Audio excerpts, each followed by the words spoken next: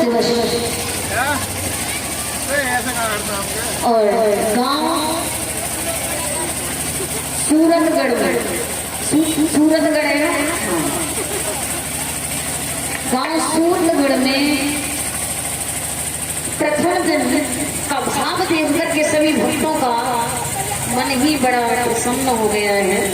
हालांकि पहले भी मैं कथा कर चुकी हूँ और दूसरा नंबर है, तो पहले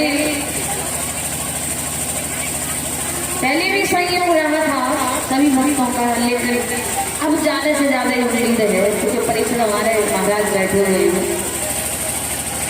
और जितने भी हमारे कमेटी वाले हैं और बुजुर्ग हैं जो हमारे संत भगवान हैं, जिनका आशीर्वाद मैं चाहूंगी, उनके चरणों में मेरा बार बार प्रणाम है।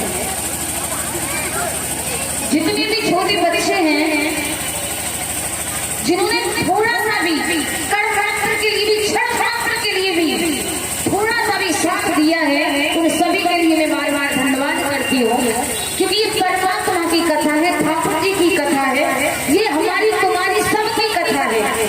इसमें ना कोई अपना है ना कोई पराया है, इसमें तो सभी अपने हैं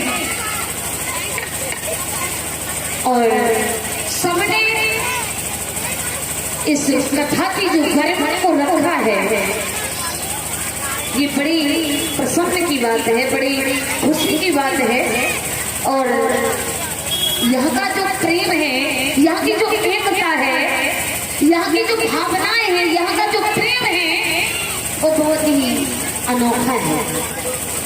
क्योंकि अभी मैंने जो अपने भाइयों का छोटा छोटा देखा कि छोटे छोटे कमेटी वाले बने हुए हैं, इतना अच्छा संगठन मैंने पहली बार इस गांव में देखा है। वैसे बहुत काफी जगह कथा कर चुकी हूँ, लेकिन ये पहला गांव है कि छोटे छोटे बच्चे और इतना बड़ा उत्साह श्रीमद् भागवत की कथा है। देखिए तो सही, ये सब ग्रंथों से साथ से भी सब ग्रंथों से बड़ा है श्रीमद् भागवत।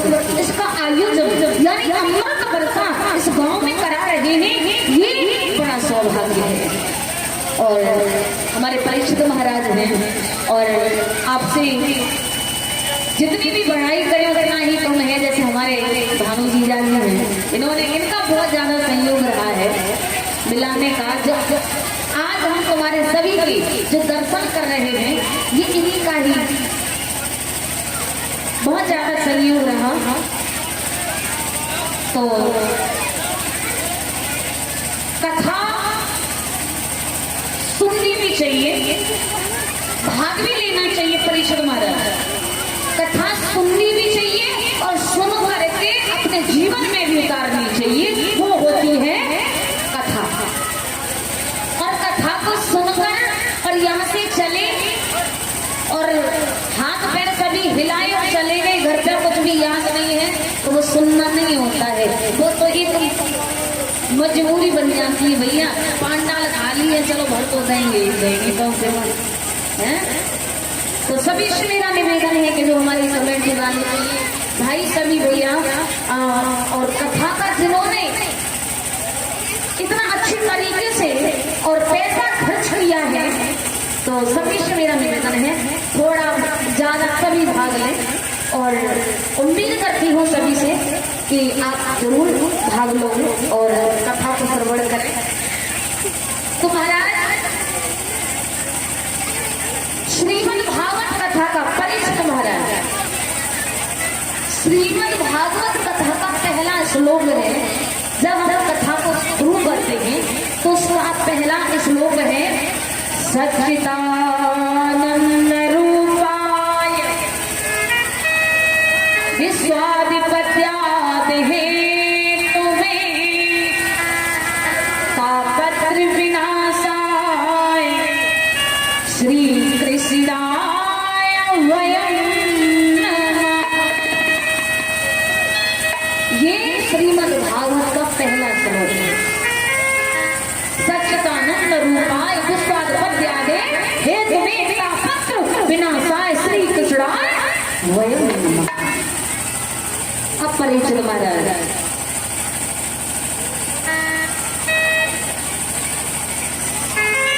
सच्चिदानंद। अब यहाँ कुछ कवि, कुछ संत भगवान या कुछ अपने कलम के द्वारा बताते हैं कि सच्चिदानंद कह तो देते हैं, सच्चिदानंद का मतलब क्या है, इसका भाव क्या है, इसका अर्थ क्या है। संत भगवान तो महाराज सच्चिदानंद सत्य एक है।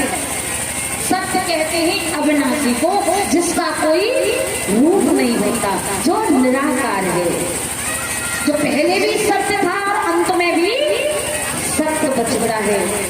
महाराज परीक्षित महाराज एक बात ध्यान से सुनिए, आप कितना भी झूठ बोल लो, कितना भी झूठ बोलिए, लेकिन अंत में सत्य की ही जीत होती है। कितना भी प्रयास कर लो, हालांकि इस कलयुग में लोग सत्य पर भरोसा कम करते हैं और झूठ पर वह जल्दी भरोसा कर लेते हैं।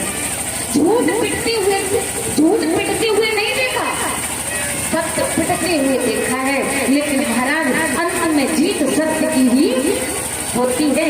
तो महाराज इसलिए कहा है कि सत्यम परम धीमहि, यानी पहले भी सत्य था और अंत में भी सत्य है। तो वो जो सत्य है वही तो अविनाशी है, वही तो परमात्मा है, जो सबकी रक्षा करता था। और चित्त कहते हैं प्रकाश